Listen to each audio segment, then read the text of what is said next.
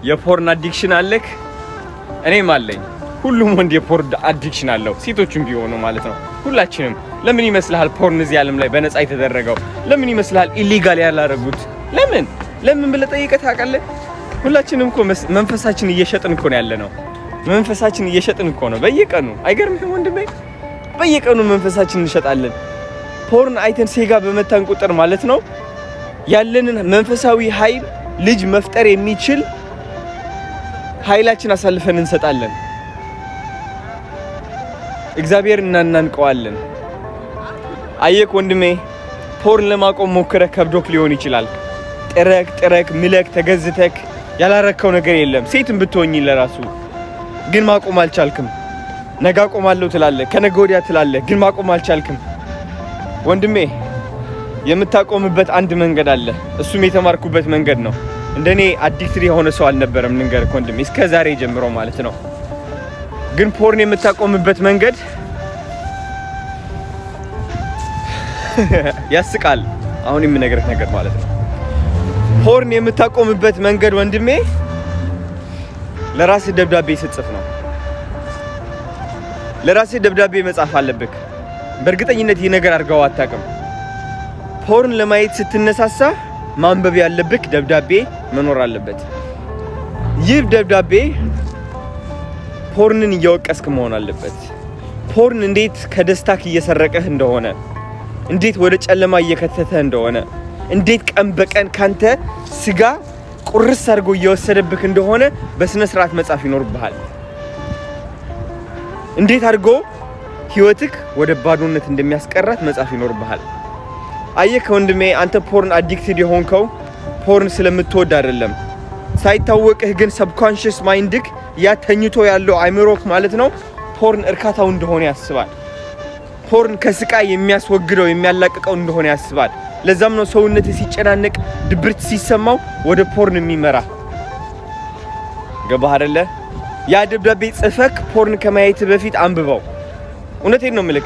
ፖርን አትይ እያልኩ አይደለም። አሁን ቀየርኩት ሐሳቤን ነው። ፖርን ከፈለክ ግን ከማየትክ በፊት አንብበው ደብዳቤው። እንዴት አይምሮ እንደሚቀየር ታየዋለህ። አሃ ትላለህ። እንዳለ ሙድክ ለራሱ ጥፍት ይላል። ትነቃለህ፣ ማሰብ ትጀምራለህ። አየክ ወንድሜ፣ አይምሮክ ያ ተኝቶ ያለው አይምሮክ ማለት ነው ያ ፖርን እርካታው እንደሆነ ስለሚያምን እንዳትቃወመው ይፈልጋል። ልክ ፖርን ሴጋ ከመምታት በፊት አይምሮክ አንተን ያስተኛሃል። which is የምታረገው ነገር አታውቅም። ፖርን አይተክ ሴጋ መተክ ስትጨርስ ግን ትነቃለህ።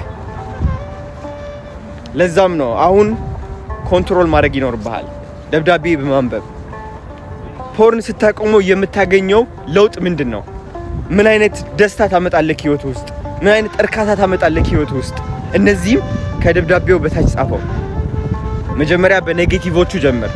ፖርን እንዴት እየጎዳህ እንደሆነ ዝርዝር አድርገህ ማለት ነው። እንዳትፈራ፣ እንደምትሞትም ለራስህ ንገረው፣ ልትሞት እንደምትችልም። ከዛ መጨረሻ ላይ ፖርን ካቆምከው የምታመጣቸው ጥሩ ነገሮች ምንድናቸው? ከፍቅረኛ ጋር ያለህ ግንኙነት ይበዛል። ፍቅረኛ ከሌለች ደግሞ ኮንፊደንስክ እየበዛ ይመጣል።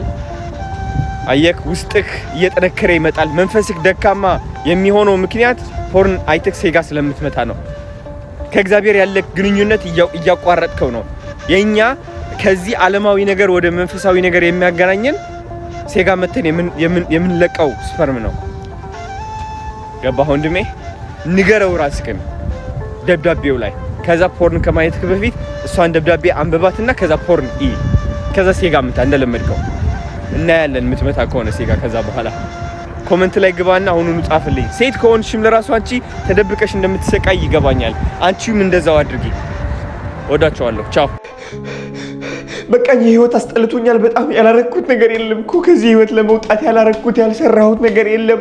በሮች ተዘግተውብኛል። ይህ ህይወት አስጠልቶኛል። በቃኝ። ልጄ በቃኝ ነው ያልከው?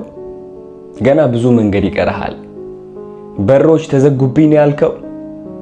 እኔ ከፈትኩልክ በር መቼ አየክና? ህይወት አስጠላኝ ነው ያልከው? ህይወትክ ለኔ ያሳልፈክ መቼ ሰጠህና? ይህ የጠላኸው ህይወት እየቀረጸህ ነው፣ እያጠነከረህ ነው። ለውጥ ትፈልጋለህ? ህይወትክ መቆጣጠር አቁም። በእምነት ተጓዝ። ከዚህ በላይ እንዴት ነው ማምነክ? ከዚህ በላይ እንዴት ነው ማምነክ? አምኜክ ህይወቴ እንዴት ለወጥክልኝ?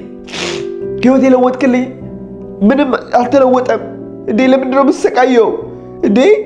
አመስጋኝ ሰው ነበርኩኝ። እየሞከርኩኝ እኮ ነው ህይወቴ ለመቀየር፣ ግን ሊሳካልኝ አልቻለም። ለስንት ዓመታት ትዕግስት አድርጌያለሁ፣ ግን ህይወቴ ሊቀየር አልቻለም እንዴ? የሚሰርቁ ሰዎችማ ሀብታም ይሆናሉ፣ እዚህ ግን እኔ ቁጭ ብዬ እሰቃያለሁ። ይኸው ጓደኞቼ ጥለው እየሄዱ ብቻዬ ቀረሁኝ። ህይወቴ አልሳካለኝ። በአዲክሽን ሆኛለሁ። የአልኮሆል ብትል፣ የፖርን ብትል፣ የዊድ የሲጋራ ብትል፣ ከዚህ በላይ ምን ልሁን? እስኪ ምን ልሁን ከዚህ በላይ? ቀኑን ሙሉ ተጨናንቄ ነው የምውለው። የማልወደው ስራ ሄዳለሁኝ። ህይወቴ እንዴት አባቱ እኮ እንደሚያስጠላ። ልጄ አንድ ጥያቄ መልስልኝ። ለእኔ ያለቅ እምነት አሁን በሚታይክ ህይወት ነው?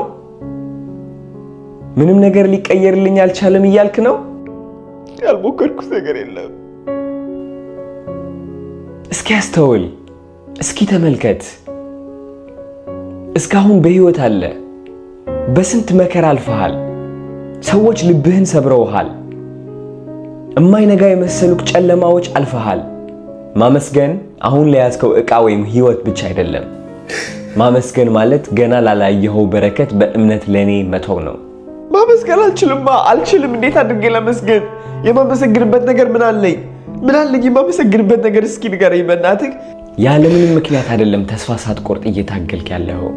ተስፋ ልትቆርጥ ስትል ልብክ ላይ ሹክ እያልኩኝ እስካሁን አቆይቻለሁ። የሰረቁት ሰዎች ሀብታቸው ጊዜያዊ ነው። የነሱ ስኬት እያየክ ላንተ ያስቀመጥኩልክ በረከት ሊታይክ አልቻለም። በምታየው ዕቃ ሳይሆን በማታየው በረከት እኔን እመነኝ፣ እኔን አመስግነኝ። ታሪክህ ገና አላለቀም።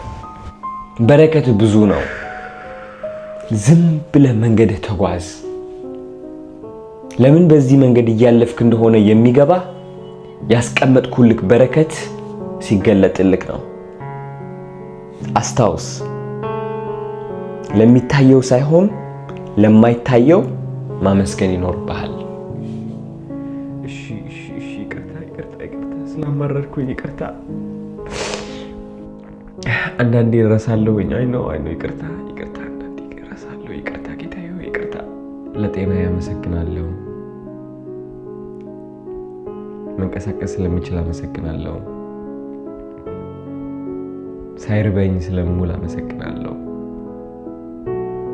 ጠዋት ስለምነሳ አመሰግናለሁ። ለተፈጥሮ አመሰግናለሁ። ለዚች የምታምረው ፀሐይ አመሰግናለሁ።